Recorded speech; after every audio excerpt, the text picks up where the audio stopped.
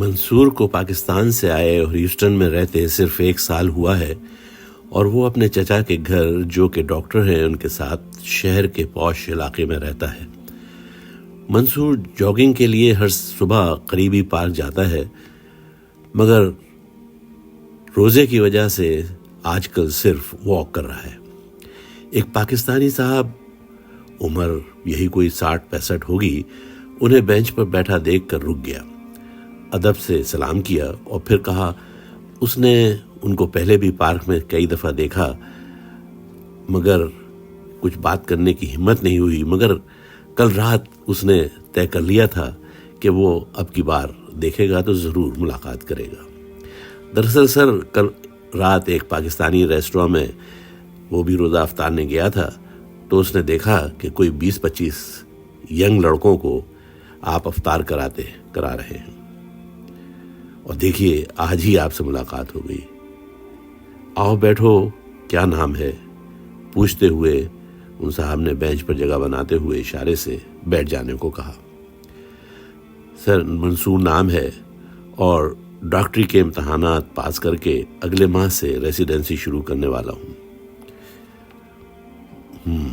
منصور doctor, good, مگر doctor کیوں بننا چاہتے ہو؟ منصور اس غیر متوقع سوال سے گھبرا گیا۔ وہ جواب سوچ ہی رہا تھا کہ ان صاحب نے کہنا شروع کیا، ڈاکٹر بن کر شاید بہت پیسہ کمانا چاہتے ہو، یہی نا؟ اور جواب اس کے علاوہ ہے تو پھر یہی کہو گے کہ انسانیت، خدمت خلق کرنا چاہتے ہو۔ منصور نے ہاں میں سر ہلا دیا۔ ہاں، خدمت خلق ایک عظیم کام ہے مگر دشوار بہت ہے۔ منصور نے ہمت کر کے پوچھ ہی لیا، سر وہ کیوں؟ اس لیے کہ جب پیسہ آنا شروع ہو جائے تو عام طور سے بندہ اور پھر اور کے چکر میں پھنس جاتا ہے۔ تمہارے ڈاکٹری پروفیشن کو ہی مثال کے طور پر لے لیں، ڈاکٹر کلینک پر 20 سے 25 مریض بھی روزانہ دیکھے تو اتنی اچھی رقم بنا لیتا ہے جو اس کے اور اس کی فیملی کے لیے ہر عیش میسر کر سکتے ہیں، مگر یہ اور پھر اور کا فارمولہ عمل پیرا ہو جائے تو مریضوں کا نمبر بڑھتے بڑھتے اتنا زیادہ ہو جاتا ہے کہ انشورنس میڈیکل سسٹم میں پھنسے مریضوں کے پاس 3 گھنٹے تک انتظار کرنے اور اپنی باری آنے کے انتظار میں بیٹھے رہنے کے علاوہ کوئی چارہ نہیں ہوتا، مجبور ہو جاتے ہیں۔ کیا یہ خدمت خلق ہوئی؟ جی سر، آپ صحیح کہہ رہے ہیں۔ پھر وہ صاحب کہنے لگے، تم یہ مجھے سر کیوں کہے جا رہے ہو؟ میرا نام محمد خادم ہے۔ جی سر، مجھے معلوم ہے۔ اس پر ہنستے ہوئے کہنے لگے، میرا نام بھی معلوم ہے تمہیں؟ جی، وہ کل رات ریسٹوراں میں جب کاؤنٹر پر میں پیمنٹ کر رہا تھا تو مینیجر کسی کو بتا رہا تھا کہ یہ محمد خادم صاحب ہیں اور ہر سال اتنے ہی بچوں کو عمرہ کرانے کے لیے لے جاتے ہیں۔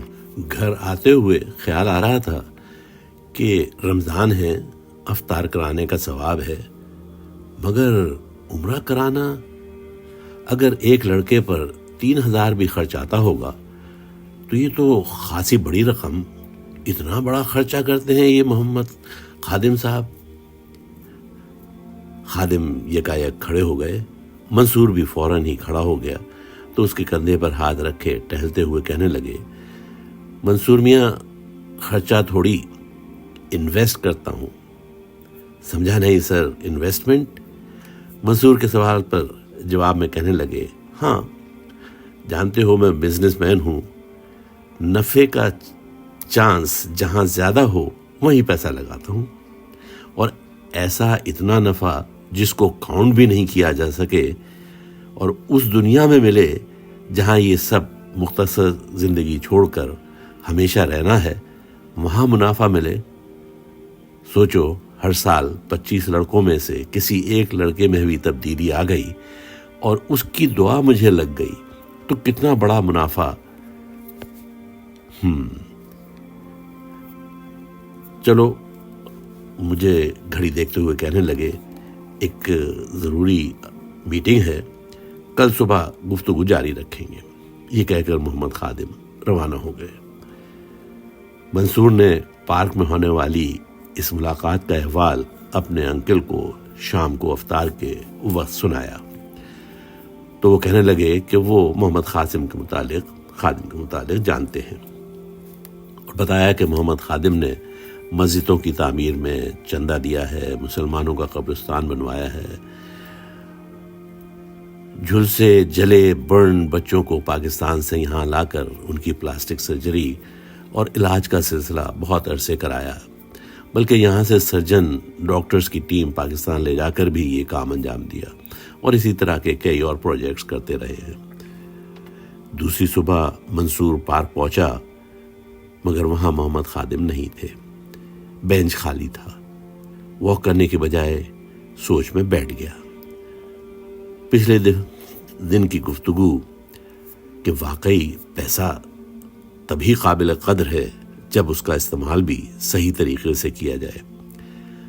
اس کے دل میں بھی یہ خواہش ہوئی کہ جب اس کو اللہ نے پیسہ دیا تو وہ بھی محمد خادم کی طرح انویسٹ کرا کرے گا۔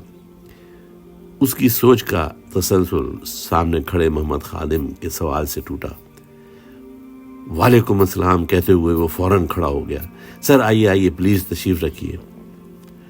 بیٹھتے ہوئے محمد خادم نے دیر سے آنے کی وجہ بتاتے ہوئے کہا کہ دراصل عمرہ کرنے والے ایک لڑکے کے والد کا فون آ گیا تھا۔ تمہیں یہ جان کر خوشی ہوگی کہ وہ بتا رہے تھے کہ عمرہ سے واپس آنے کے بعد ان کے لڑکے کی زندگی بالکل بدل گئی ہے۔ اس کا غصہ، بات بات پر چھوٹے بہن بھائیوں سے لڑنا، ہر وقت میوزک سننا، دیر تک سونا، سب ختم ہو گیا ہے۔ سحری پر اٹھائے نہیں اٹھتا تھا، آج ہمیں اٹھا رہا تھا۔ سحری کے بعد کہنے لگا چلے ڈیڈی فجر کی نماز مسجد میں پڑھیں گے۔ ہم میاں بیوی دونوں خوش ہیں، آپ کے شکر گزار ہیں۔ آپ نے ہمارے بیٹے کی زندگی بدل دی، آپ کے لیے دل سے دعائیں کر رہے ہیں۔ محمد خادم نے منصور کو بتایا کہ انہوں نے لڑکے کے والد سے صرف یہی کہا کہ سب کچھ یہ اللہ کے کرم سے ہوا، وہ تو شاید محض ایک ذریعہ ہو سکتے ہیں، اس سے زیادہ کچھ نہیں۔ تو منصور، میں فون کال کی تفصیل اس لیے بتا رہا ہوں تاکہ تم سے پوچھوں کہ وہ میرا خرچہ تھا یا انویسٹمنٹ۔ سر 100% آپ کا صحیح انویسٹمنٹ تھا۔ منصور، تم کو ایک بات بتاؤں، خوش نصیب ہوتے ہیں وہ لوگ جن کے بڑے ہوتے ہیں، اور بہت خوش نصیب وہ چند ہوتے ہیں تمہاری طرح جو بڑوں کا ادب کرتے ہیں۔ تمہارا اخلاص دیکھ کر مجھے تمہاری یہ تعریف کرنا ضروری تھا۔ منصور، تم بھی بہت خوش نصیب ہو، اللہ تمہیں ہر منزل، ہر آزمائش میں کامیاب کرے۔ قیامت کے دن دوست، رشتہ دار سب ساتھ چھوڑ جائیں گے، تب بندے کا اخلاص، نیک کام جو اللہ کے لیے کیا گیا ہو وہ ساتھ دے گا۔